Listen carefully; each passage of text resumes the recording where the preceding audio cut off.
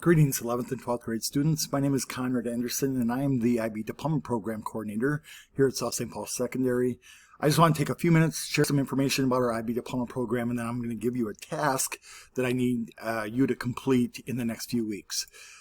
So most of you should know something about our IB Diploma Program, but we pretty much offer at least one IB course in the various subject areas here at the school. But we also have, students also have the ability to get a second diploma in addition to their South St. Paul secondary diploma by completing the IB Diploma Program as well. And so I'll give you some more information about that in a moment. Before I go any further, if you're taking at least one IB course, you fall into one of these four categories. So there are several students right now that are considered diploma students. Those are students that are 12th grade. They're taking they'll be taking 6 IB exams over 2 years, and they're also completing theory of knowledge, CAS hours. I'll talk about those in a moment, and the extended essay. So they know who they are. If you're a junior and you're contemplating getting the full IB diploma, you're considered an anticipated student. One note about this is if you're just on the fence, you're not sure if you want to do it or not, you should always register to be an anticipated candidate because you can always go work back, but you can't go back and decide you want to be a diploma candidate later. So always choose this if you're just unsure, and then I can kind of help you out through that. We have some students that maybe don't want to get the full IB diploma, but we want to recognize them at graduation for going above and beyond our general course load. And so we have what's called our honors program, and those are students that are taking 3 or 4 IB exams over their junior and senior year. And finally, we have students that want to take maybe 1 or 2 IB courses. They're called course candidates. Those students will complete the course, they'll take the exam, and then eventually they'll get a certificate that's sent to their college or university, and then could potentially get college credit for their exams as well. Now, who should be doing creativity, activity, and service hours, or what we call CAS hours? So if you're a junior and senior and you want to get the full IB diploma, you'll be taking part in our CAS program.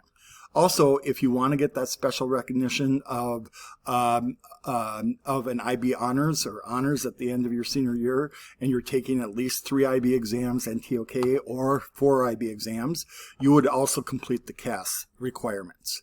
And so what does that mean? So CAS stands for Creativity, Activity, and Service. Creativity is really that development of the right side of your brain. You could be involved in lots of different activities here at school that are considered creativity activities, such as dance, theater, speech, maybe music. Or you might be doing things on your own, such as learning a musical instrument or participating in learning about photography, that sort of thing. Those are creative elements. Activity literally means physical exertion or sweating. So we want to see students contributing to a healthy lifestyle and not just being bookworms, but finding ways to be active as well. And then finally, we want to see our students give back to their communities, if it's their school or state or city, through service activities. And so if you think about that, these creativity, activity, and service, if you do all 3 of these in addition to everything else that you're doing, such as your academic workload or maybe having a job outside, it's really building a resume that colleges and universities will like seeing, but it's also making you a better person and more of a whole person as well.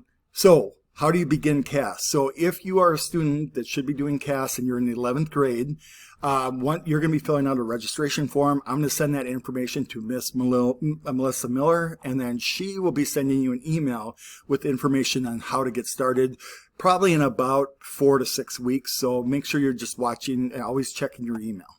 If you're a 12th grade student, you've already been doing CAS since last year, be watching for an email from Miss Miller, because she's going to want to set up a next interview with you in order to make sure that you're on track with your CAS program. Now, here's a task that I need all students that are taking at least one IB class in 11th or 12th grade to complete. So your teacher is going to be giving you a form that looks like this. And on that form is a link or a QR code. You can go to either one. You just have to be signed into your apps account when you fill it out. So if you're taking at least one IB course this year, you need to fill this out. And this is going to gather some information about you. It's going to try, and one of the things that you're going to have to identify is what is your status in our IB diploma program right now? Are you one of those diploma candidates? Are you thinking about getting the full diploma as a junior? Are you an honors student, or taking the classes not for diploma or for the full diploma or for honors? So you'll be identifying yourself there. And then the other thing that you'll be doing is you'll be registering for your IB exams that you're going to take this year. All right. The simple rule of thumb, if you're a 12th grade student registered in an IB subject, so let's say you're in IB history, IB English, IB chemistry, you're going to take that subject, you're going to take that exam for those subjects. If you're an 11th grade student, there's only some exams that you can take. So, for example, if you're in IB Spanish or French, you would sign up for the standard level course there. We have several one-year courses, such as psychology, business, biology, maybe even visual arts.